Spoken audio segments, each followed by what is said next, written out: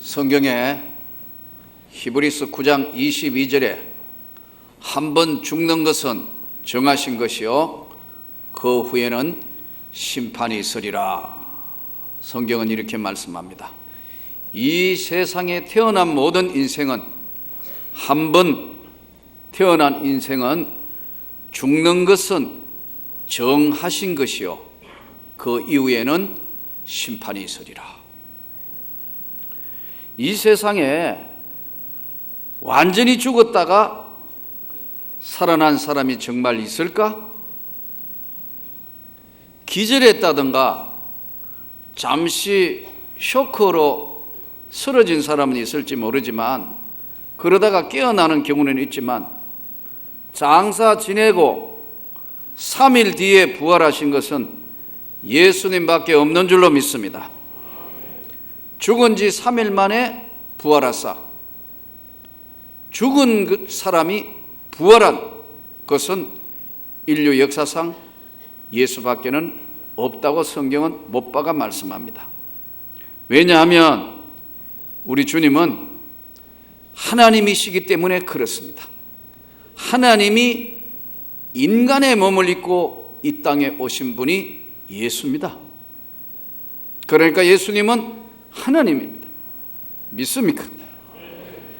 그 예수님은, 하나님이 인간의 몸을 입고 이 땅에 오신 예수님은 우리하고는 다른 것이, 똑같이 육신의 몸을 입었지만 여인의 몸을 빌어서, 한 마리아라는 여인의 몸을 빌어서 이 땅에 성령으로 잉태되셔서 오셨기 때문에 그분은 우리하고 똑같은 인간의 모습을 가지고 인간의 모습이지만, 우리하고 다른 것은 그분은 죄가 없는 분이다. 그래서 예수는 완전한 하나님이며 완전한 인간이다. 우리하고 다른 건 그분은 죄가 없는 분이다. 그래서 그 예수 그리스도를 믿는 자는 죄와 사망으로부터 구원을 받습니다. 여러분 믿습니까? 안 믿어질 사람도 있잖아요. 아마 여러분 오늘 이 말씀을 듣는 여러분 중에도 안 믿어지는 분이 있을 거예요. 믿고 싶은데 안 믿어져.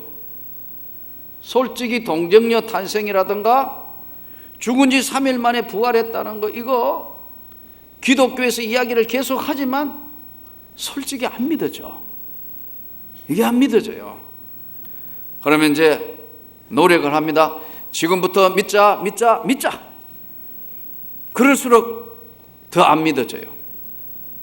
그런데 이것이 하나님의 성령께서 우리 영혼에 찾아오면 이게 어느 날 안 믿어지던 것이 믿어져요. 믿어집니까? 믿어진다니까요. 이게요. 목사님 거짓말도 잘 시킨다. 아니에요. 나도 전에 안 믿어졌어요. 그러니까 여러분 뭐 방황하기도 하고 에이 말도 안 된다 하고 머리를 절레절레 흔들기도 하고 그랬죠. 그러니까 읽으니까 성경책이 재미도 없고, 잠잘라 하면 성경책만 꺼내면 정확하게 잘 수 있어요. 그런데 어느 날 믿어진다. 믿어진다. 이건 하나님의 성령이 영혼에 찾아오신 겁니다. 나는 여러분에게, 오늘 주의 말씀을 듣는 여러분에게 정말 성령이 찾아와서 여러분의 구원의 확신이 이루어지기를 축원합니다. 믿어진다는 게. 그래서 나같이 믿어지는, 여러분과 저같이 믿어지는 사람을 성경이 구원받은 자라고 보정을 한다. 내가 진실로 너희에게 이르노니 나를 믿고 또 나 보내시는 이를 믿는 자는 영생을 얻었고 심판에 이르지 아니하나니 사망에서 생명으로 옮겨졌다. 요한복음 5장 24절 말씀이 믿어지는 거예요. 이 지구상에 태어난 모든 인생은 다 한 번 정하신 것은 죽음인데 이후에 심판이 있다는 거예요. 아무도 여러분 죽은 지 3일 만에 다시 부활한 것은 우리 주님밖에는 없어요. 왜냐하면 주님은 하나님이시기 때문에 이 정확한 교리, 예수가 누구냐 하는 걸 정확하게 알게 되면 그때부터는 여러분 생각이 달라집니다. 아, 그렇구나. 제가 아주 쉽게 다시 한번 말씀을 드려보겠습니다. 안 믿어지는 분을 위해서 오늘은 여러분 이 우주와 만물을 한번 가만히 보세요. 어떻게 이렇게 신기하게 수많은 바다의 생물들, 참 많은 것들, 공중에 나는 새들 종류대로, 그리고 봄, 여름, 가을, 겨울 오고, 이거 누가 만들었겠냐? 우연히? 절대로 우연히 만들어진 게 아닙니다. 하나님이 섬세하게 계획하고 창조하고 섭리하신 거예요. 그 하나님이 살아계시는데 육신을 가진 인간은 욕심과 탐욕으로 인해서 영혼을 잃어버렸기 때문에 볼 수 없어요. 그러나 영안이 열려졌을 때 그 하나님의 세계를 믿음으로 안다는 거예요. 그래서 믿음이 성령이 역사할 때 믿음을 통하여 영생 구원을 확신하게 되는 거예요. 그러면서 성경을 읽으면 눈물이 나요. 아, 이게 하나님 말씀이 맞구나. 내가 노력한다고 되는 것이 아니고 하나님이 은혜를 주셔서 우리에게 찾아오는데, 그러나 여러분들이 구해야 합니다. 은혜를 구해야 된다고요. 하나님이 성령으로 찾아와셔서 믿어지게 한다. 그 저와 여러분처럼 믿는 자를 성경은 구원받은 백성, 영생을 얻은 자, 또 거듭난 자, 중생한 자라고 성경은 말씀합니다. 이 세상에 죽었다고 살아나는 사람이 누가 있어요? 하나님의 아들, 성경이 하나님 아들 예수 그리스도, 죽은 지 3일 만에 부활한 그를 믿는 자는 죄와 사망으로부터 영생 구원을 받으리라 약속을 하셨어요.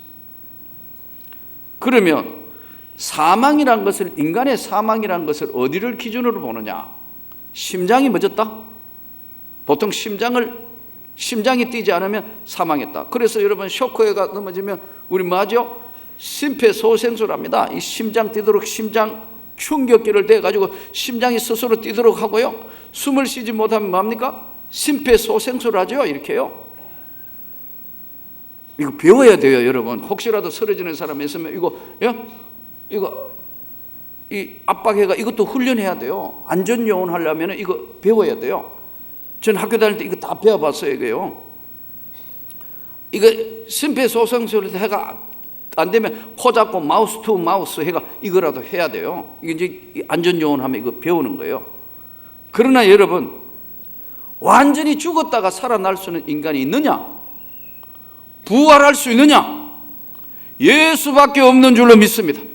성경이 말씀하시는 거, 부활의 산 소망을 주신 예수. 오늘 이 본문은 유두고라는 청년이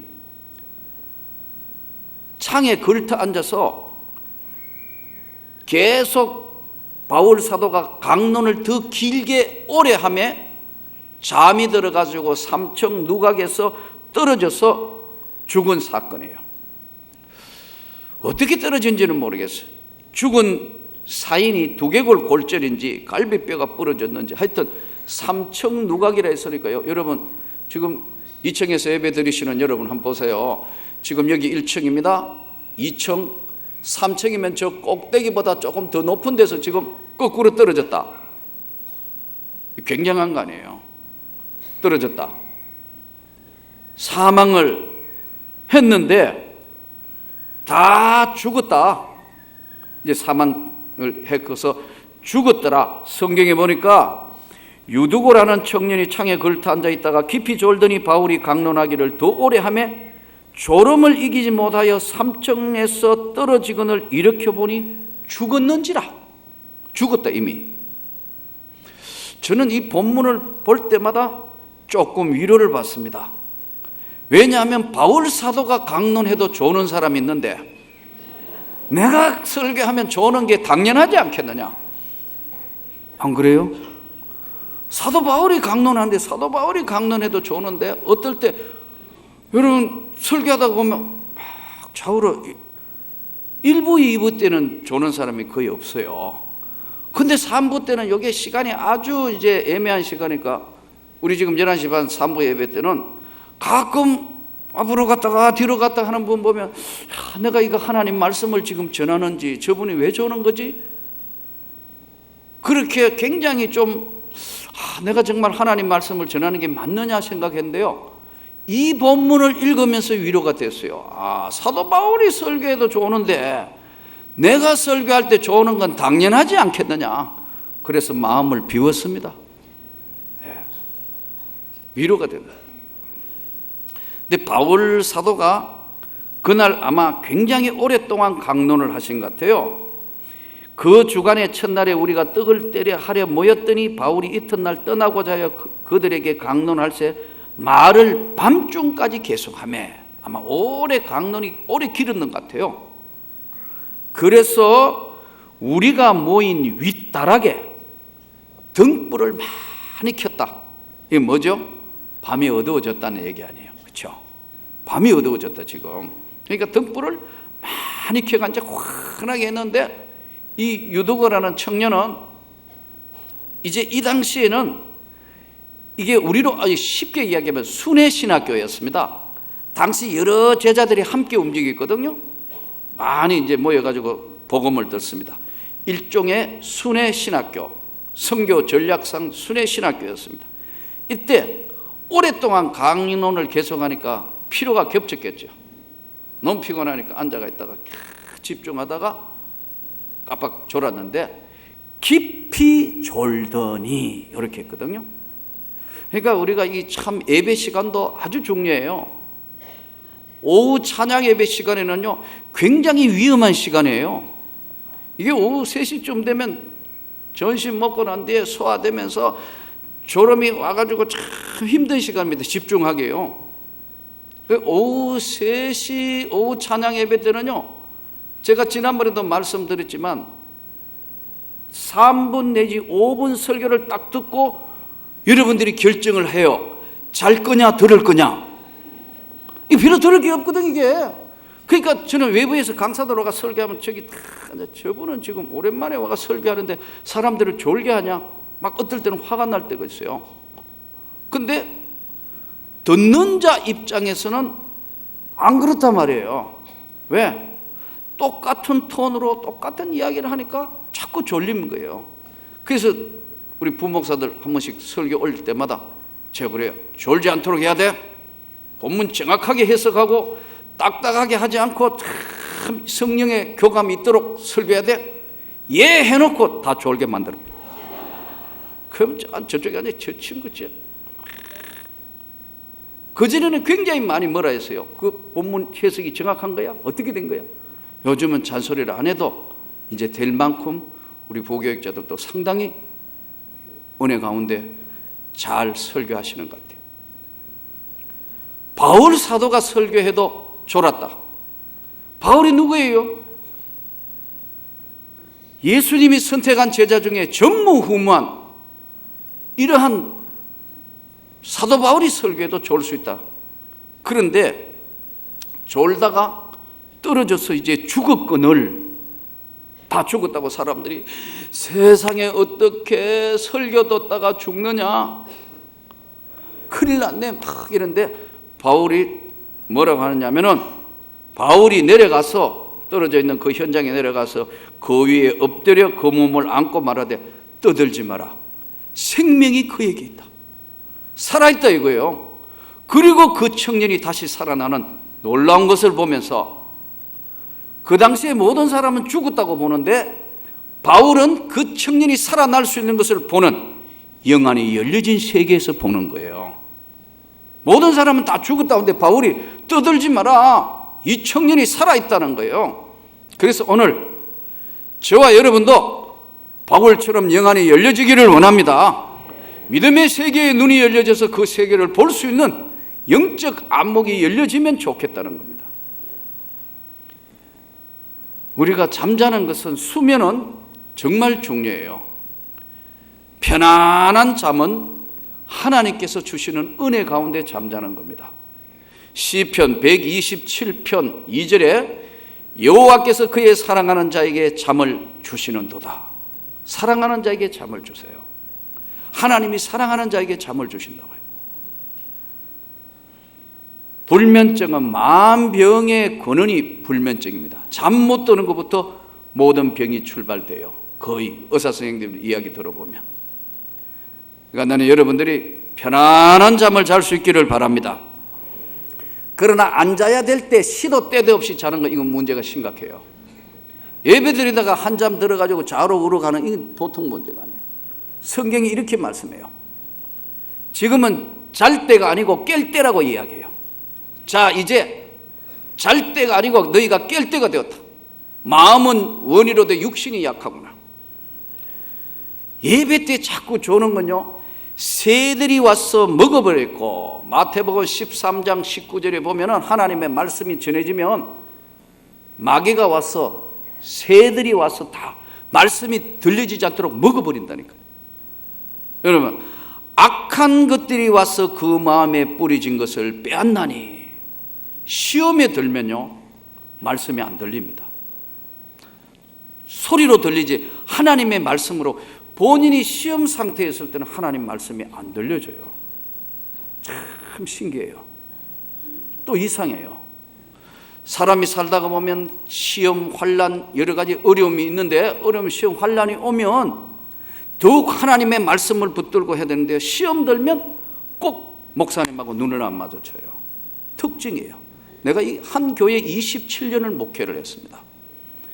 시험이 들면 개인적인 문제로 시험이 들었거나, 친구들끼리, 교회 안에 친구들끼리 기간이나 아니면 연합회나 어떤 거 시험이 들었는데, 중요한 것은 나는 아무 죄도 없는데 나하고 눈을 안 마주칩니다. 왜요? 하나님의 말씀이 안 들어간다는 얘기입니다. 다른 소리가 들어간다는 얘기예요. 불평, 불만, 이상한 소리가, 정상적인 하나님의 말씀이 안 들고 다른 소리가 들어가기 때문에 눈을 안 마주치는 겁니다. 여러분, 사랑하는 자에게 주시는 편안한 잠을 여러분이 잘 수 있기를 바랍니다. 인생은 3분의 1을 잠자면서 회복되고 건강을 유지합니다. 그러나 여러분, 자야 되지 않는, 진짜 아주 정신 차려서 예배 드려야 될 때, 아니면 무슨 일인지 집중해야 될 때, 심지어는 운전하고도 좋을 때는 사고가 나는 겁니다. 육신의 영혼도 사고 나지만 육신도 사고 나는 겁니다. 여러분, 하이웨이에 지금 100km 이상 밟아가다가 좋은다, 사고 나서 사망하는 겁니다. 똑같은 원리입니다. 저는 여러분들에게 성령 충만하기를 원합니다. 바울처럼 영적인 눈이, 안목이 활짝 바울 사도처럼 열려지기를 원합니다. 이 성령과 은혜가 충만해서, 은혜가 충만한 가운데 영적인 안목에 눈이 열려지면 다른 하나님의 세계를 보고 느낄 수 있는 거예요.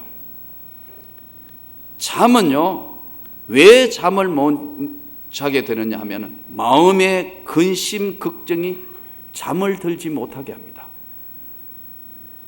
근심과 염려는 뼈를 상하게 하며,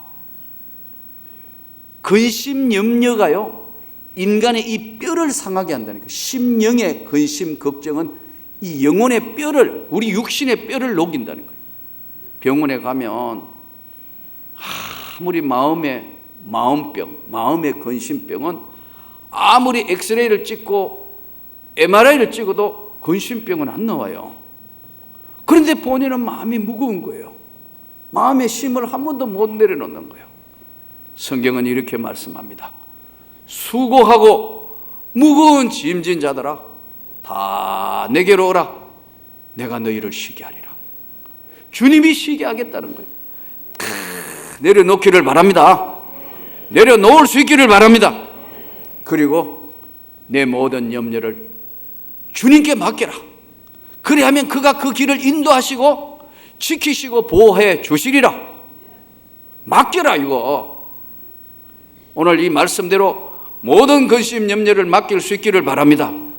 예배 시간에 다 맡겨놓고 집에 갈 때 다 찾아가고 그러지 마시고, 정말 하나님 앞에 근심, 염려를 한번 맡길 수 있기를 바랍니다. 저는 한 가지는 타고난 것 같아요. 저희 집 사람이 늘 저보고 하는 얘기가, 당신은 받은 은사 중에 최고의 은사가 잠의 은사를 받았다. 맞습니다.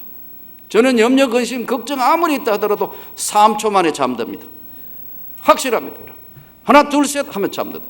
왜? 이거 아무리 근심 걱정해도 이거 아무 해결도 안 되는 근심, 이건 해가 아무 필요 없다면 내일 아침에 잠 깨가 걱정하려면 할 거고 일단 자야겠다 내려놓는 훈련이 되어 있습니다. 비우는 훈련입니다. 잠듭니다. 저희 집 사람은 2시간 3시간 덥적덥적 이리 지축 저리 지축합니다. 그런데 요즘은 우리 집 사람도 저희 저와 같은 수준에 잠듭니다. 왜? 그쪽으로 옮긴 것 같아요. 같이 하나 둘 셋 한번 잡고. 예. 이거 염려 근심 걱정은요 아무리 한다고 되는 게 없어요. 인생의 삶에 실패와 좌절과 낙심 없이 성공한 사람이 있습니까? 한 사람도 없어요. 다 좌절하고 찬송가대로 시험 걱정 근심 없는 사람 누군가? 다 있어요. 없는 사람이 한 사람도 없단 말이에요. 근데 이걸 못 넘는 거예요. 못 내려가는 거예요. 인생길이 굽이 돌담길이에요. 직선 도로가 아니란 말이에요. 이쪽을 가다 보니까 막혀 있으니까 다시 돌아왔다가 옆으로 갔다가 이렇게 사는 거예요. 근데 이걸 이해를 못 하다 보니까 마음에 좀 분한 생각, 마음에 염려, 근심, 걱정에 확 붙들려 있는 거예요. 바울은 죽었다 하는 청년 보고 떠들지 마라. 이 청년은 살아있어. 왜? 하나님이 그에게 생명이 그에게 있다 이거예요. 다른 눈으로 보는 거예요. 영안이 눌려져서 그 세계를 보는 거예요. 우리가 마음에 누르고 있는 모든 짐들을 다 내려놓고 맡길 수 있는 우리가 되기를 소원합니다. 태평양을 건너가는 배들이 바람 없이 맞바람을 받으며 가지 바람 없이 그냥 가는 배가 어디 있습니까? 그 바람을 헤쳐가고 파도를 헤쳐가고 또 넘어가고 가고 해서 항구에 도착하는 거 아닙니까? 그래서 인생이 1막, 2막, 3막이라는 거예요. 1막 끝났다고 다 끝난 것도 아니고 2막 끝났다고 끝나는 것이 아니고 인생은 한 번 죽는 것은 정하신 것이요 이후에는 심판이 있으리라. 저와 여러분은 영원한 천국으로 가는 하나님의 백성으로서 여러분들이 무거운 짐을 내려놓을 수 있기를 바랍니다. 맡길 수 있기를 바랍니다. 이럴 때는 바울처럼 하나님이 영적인 안목을 열어주는 겁니다. 아하, 생명이 하나님께 있다. 마음에 근심이 있으면 잘 못 내려놓습니다. 또 가난의 고통이 너무 커지면 장래가 불투명하다는 것 때문에 못 내려놓습니다. 저 아프리카 땅 한번 보십시오. 우상과 가난의 저주가 다 휩습니다. 여러분, 가난이란 자체는 저주가 아닙니다. 오해하면 안 됩니다. 그러나 계속해서 가난이 심령을 억누르면 그것은 여러분 정신 차려야 합니다. 고린도 후서 8장 9절 우리 주 예수 그리스도의 은혜를 너희가 알거니와 부유하신 자로서 너희를 위하여 가난하게 되심은 그의 가난함을 인하여 너희로 부욕해 하려 하심이라. 가난한 거 절대 자랑 아닙니다. 나는 여러분이 정말 부유하기를 원합니다. 하나님이 주시는 풍성한 은혜를, 가난 자체는 죄가 아니라니까요. 그러나 그 가난해서 그 다음에 고통받으며 일어서지 못하는 거는요, 이거는 주님이 원하시는 게 아니에요. 나는 여러분들이 잘 되기를 소원합니다. 그 가난을 뛰어넘을 수 있는 믿음과 성령으로 충만해서 이겨나갈 수 있기를 원합니다. 그러지 못하고 이 가난의 저주의 굴레를 벗어나지 못해가지고 헤매면서 극단적인 행동을 한다든가 도저히 하나님 보시기에 이해 안 되는 거 하는 것은 그는 가난의 저주 아래 들어가 버리는 겁니다. 가난한 것 자체는 저주가 아니다니까요. 우리가 노력해서 하나님이 주시는 풍성한 축복을 받아 누릴 수 있기를 바랍니다. 하나님의 놀라운 은혜를 입을 때만 가능합니다. 세계 경제 포럼 32차 총회에서 3,000명이 모여가지고 이 지구촌의 빈곤 문제를 어떻게 해결할 거냐 회의를 했습니다. 그런데요, 이 지구촌 위에는 하루에 1200원 이하로 사는 인구가 3억 7천만 명. 3억 7천만 명. 이게 세계 포럼 32차 회의에 보고된 내용입니다, 여러분. 그런 가운데 거의 아프리카가 최빈국으로 아프리카는 평균 낸 겁니다. 하루 1,000원 이하. 얼마나 힘들겠어요. 가난에 저주가 내려서 회복을 못하는, 우상과 가난이 우글우글하던데. 아시아 지역에는 조사가 나온 거 보니까 1,500원, 아프리카보다 조금 낫다. 미국이 45,000원. 그런데 앞으로 점점 가난해질 그런 1,200원 이하가 2015년 되면은 4억 2천만 명쯤 될 것이라고 32차 경제포럼에는 발표를 했어요. 여러분, 이 아프리카의 전 세계에 흩어진 빈곤한 것, 복음이 하나님의 능력이고 부유케 하는 축복입니다. 복음이 들어간 것에는 반드시 하나님이 축복하시고 새롭게 하시고 일어나게 하시고 강건하게 하셨습니다. 이 복음이 들어간 나라가 지금 세계 전체로 볼 때는 다 선진국들입니다. 예수 그리스도의 복음이 들어갔다. 생명이 그들에게 들어갔다. 복음이, 그럼 복음이 뭐냐? 하나님의 끝까지 포기하지 않는 하나님의 절대적인 사랑, 이게 첫 번째입니다. 두 번째, 그 하나님으로부터 멀리 죄악 속에 살아 떨어져 있는 죄인된 인간, 죄로 인하여 죽을 수밖에 없는, 영원히 죽을 수밖에 없는 죄인들, 이게 죄인된 인간. 그 죄인된 인간을 구원하러 이 땅에 하늘 높은 보좌를 부르시고 인간의 몸을 입고 오신 예수, 그 예수가 우리 위하여 십자가 지신 것을 믿으면 구원을 받으리니, 그가 죽은 지 3일 만에 부활한 것을 믿으면 영생 구원을 받으리니, 믿는 자 영생 구원. 이 사람들이 확실히 믿는 자에게는 악하고 강한 어떤 것이든 저주가 다 떠나가는 줄로 믿습니다. 우리나라도 복음이 들어왔기 때문에 여러분, 이 복음으로 인해서 우리 민족에게 새로운 세계와 축복의 문이 열려진 겁니다. 1945년도 해방될 때 대한민국은 세계 최빈국 중에 하나였습니다. 나라도 크기로 120번째 해당하는, 두 동강이 나가 도저히 가망 없던 나라가 하나님의 복음의 능력의 축복으로 인해서 여러분 세계 10대 교역국이 되었습니다. 오늘 이것은 바로 복음의 능력, 떠들지 마라, 생명이 그에게 있다는 바울 사도의 영안이 열려진 것처럼 이 복음의 능력이 우리 가운데 함께 하기를 원합니다. 그렇기 때문에 여러분 기도해야 합니다. 하나님 앞에 구하고 또 구하며 기도하며 구하고 하나님의 축복을 입어야 합니다. 멜린다라는 여사가 아프리카 땅을 여행을 했습니다. 가서 보면서 너무 가슴 아픈, 굶어 죽는 자리 비일비재하고 못 먹어서 헛배 부린 아이들, 가난에 찌달리고 신발도 못 신고 아주 고통스러운 사람들을 보고 돌아와서 남편에게 우리 지금까지 모은 이 재산을 가난한 사람들 앞에 다시 쓸 수는 없을까? 그래서 동의해서 만든 게 여러분 자그마치 240억 불, 우리 돈 31조 원의 빌 게이츠 재단이라는 재단이 그래서 세워졌습니다. 오늘 우리는 하나님의 은혜를 입었습니다. 나는 여러분이 부유해지기를 원합니다.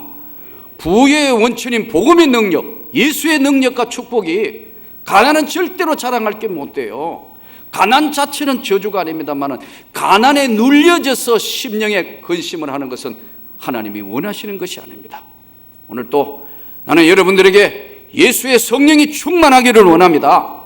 말씀으로 충만해질 때만, 복음의 능력이 나타날 때는 이 모든 것들이 다 사라지게 됩니다. 하나님은 오늘도 우리에게 부유한 삶을, 풍성한 삶을 원하시고 계십니다. 1982년도부터 동독의 한 성 니콜라이 교회에서 푸에라라는 목사님이 이렇게 할 것이 아니고 우리는 하나님 앞에 기도를 하자. 5명, 10명, 50명, 100명 동서독이 열려지게 하여 주옵소서. 동서독이 무너지고 열려지게 하시라고 당시에는 상상할 수 없는 기도회가 목요일마다 진행됐는데 10명, 20명, 50명, 100명, 500명, 1000명 막 늘어나기 시작해 기도하는데 어느 날 하나님께서 독일의 베를린 장벽을 완전히 허물어 버리신 거예요. 동독의 외교장관이 말 한 번 잘못해서 인터뷰하면서 이제 앞으로 자유로 왕래할 수 있다. 인터뷰하는데 한 사람이 즉시 질문했습니다. 언제부터 가능하냐? 전혀 답변서 미리 교감 없는 답변서를 하니까 우물우물 지금부터 해도 되냐? 지금부터 가능하다. 많은 사람들이 와 장벽으로 몰려가니까 국경수비대가 총을 쏠 수 없어 어물어물하는 사이에 장벽이 무너져 버립니다. 어쩌면 우리 민족에게도 갑자기 통일이 올지 모릅니다. 하나님의 말씀의 능력이 우리 가운데 함께하고 우리가 기도하고 하나님의 은혜를 구하면 바울처럼 영안을 열어주셔서 민족의 앞날도 축복해 주실 것을 기대합니다. 우리가 하나님 앞에 구해야 합니다. 주여 우리에게 영안을 열어주시고 여러분이 지금 하고 있는 사업이나 직장이나 그 어떤 것도 여러분 하나님 앞에 진심으로 구해야 합니다. 너희 이스라엘 백성들아 그래도 너희가 구해야 내가 주리라 하셨으니까 오늘 바울이 떠들지 마라. 생명은 하나님께 있다는 이 사실을 다시 한번 명심하고 이 한 주간 하나님께만 영광 돌리는 영안이 활짝 열려져서 살리는 우리 주변에 있는 모든 사람들의 영혼을 살리는 놀라운 역사가 여러분들의 입을 통해서 축복과 은혜가 넘치게 일어나기를 주 예수 이름으로 축원합니다.